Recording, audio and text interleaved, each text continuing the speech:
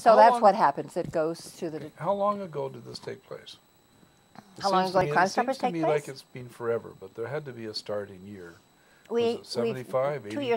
2 years ago, we celebrated our 30th year in So it's in 32 British years Columbia. ago, give or take. That's all. So 1970, 19... You're just trying to add up my age. No, I'm trying to figure out when, because, well, I remember when you did it. Yes. And I've been trying to put something else together. Usually I figure out what car I was driving or what wife I had or... What car were you driving? You know, and I can put it together. Well, you know, what car I was driving. Well, no, I know, but that... Put me to a what car were you driving? Oh, at that time, I haven't a clue. I mean, Richard, as you know, was the first person ever to produce... to provide commercial internet services to the public in Canada.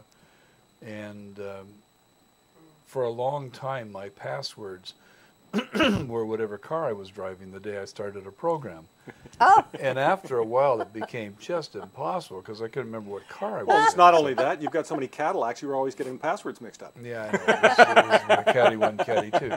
Okay, so you were the Vancouver president of Crime Stoppers, and we got a cat behind you. Is the cat going to bother you? No, not at all. That's Mog. She's just coming over to say hello. No, there she is. doesn't bother me at all. Always got to get in the picture. Yeah, I was president for a while, and then, well, for 3 years, and then we learned, and it was in Vancouver. Yes. So we realized that the rest of the province was not being serviced properly. So about 20 years ago, actually, it was 20 years ago, we set up a program in British Columbia in conjunction with the police, because as you can appreciate, when we were in Vancouver, it was mostly city police. It was set up by the Vancouver police.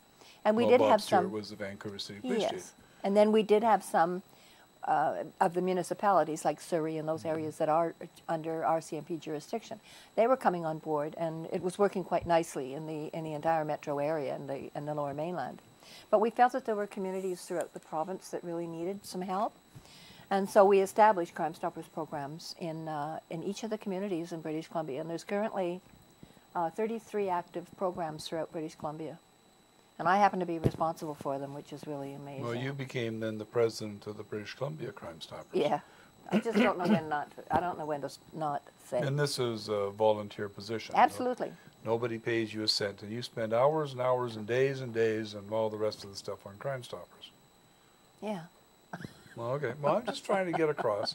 No, it's a program that I fully support, and I as a civilian.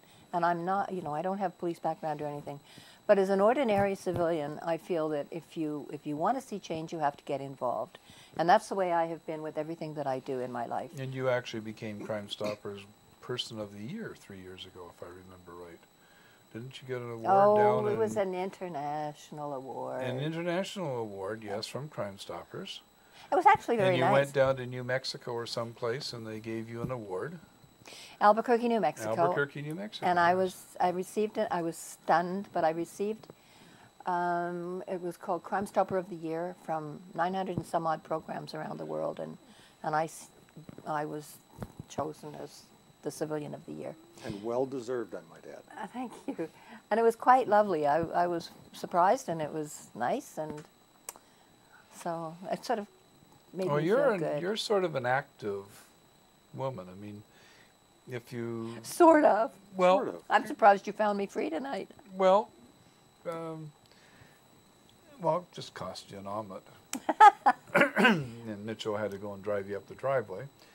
But there's a couple of things, because as well as that, you ended up... Well, what did you just... Didn't you just do something? I mean, I know this is going on and on and on, because... Who cares? You're being heavily involved with the Variety Club, too. And, I just spent the weekend working. And you produce some of their telethons, or what's been going on? No, I'm there? not producing anymore. I just work with the... But you did produce them some years. Yes, I was chair of Telethon at one year, or some time back. So this is another honor, and I remember, Richard, we were at one thing, and they actually presented one of your relatives, your niece or nephew. My your nephew. I remember that. Remember That's that? right, my nephew. I do. I remember that. He got one of the, was it a Star Walker? Was that what it was? It's one of the walkers, yes. It's I think it was probably called a a Star Star Walker. Walker. Yes. Yes. And You know, these That's- things go around, and because I was flabbergasted when I saw that happen. I just happened to be watching, and out comes Doug, and You know, David, those little things make Yes. you did it. the Crime Stoppers is one thing. Crime Stoppers is really good because you're out there and you're helping the community and you're helping the police, and whatever crimes we solve helps pay taxes, because you have to pay your police to do the work, Yeah. right? Yep. So if we're doing the work for them and we're doing it anonymously and we're getting the information from the public anonymously, we are basically helping keep taxes down. Now, I know nobody would believe that with the way they're taxed these days, but there is an element of truth to that. Well, you're helping And- keep taxes down and keep the world safer. If you take it to its logical conclusions, then we should stop littering and we should pick up litter and all of this. And I'm sick and tired of having, telling this to the kids today and saying, well, but I'm helping somebody get a job.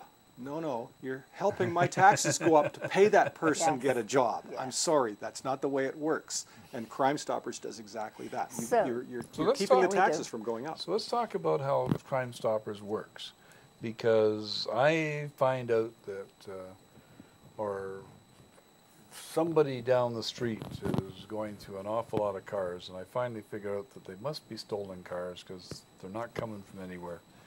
So I phone up the 1-800-222-8447. I think was that what it was? 8477. Pretty good. 1-800. Yeah, 1-800-222-8477. No, well, you can do 1-800, or you Tips. can do 1-800-222-TIPS. 8477. 8477. And I phone that number, and I don't have to give my name. Of course not. Okay.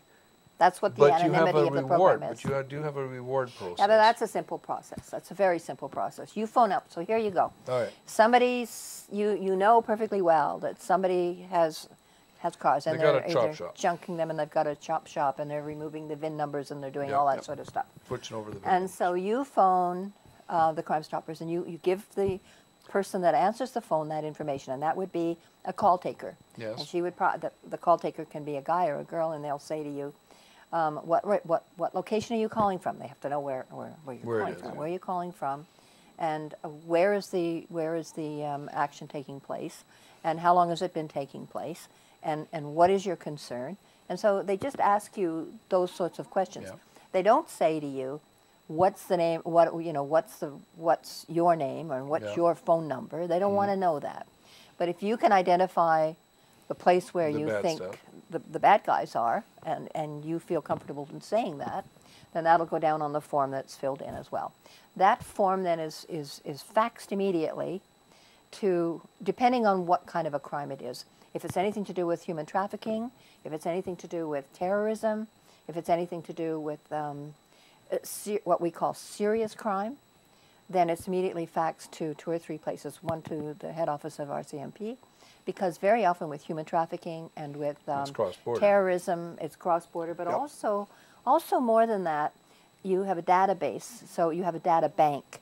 Yep. And so if it's something's coming in that's untoward from Alberta and something that's coming in that's untoward from Ontario, it goes into a central location, and you can pinpoint those sorts of things. You can Yep. pinpoint terrorism pods, Mm-hmm. because people are talking about, Yep. gee, this doesn't look right here, and this doesn't Yep. look right here. So that it all comes into one. It doesn't go to one officer who has it on the side of his desk, because that doesn't solve much. So it all goes into a central source. The second piece of information then goes to the local detachment.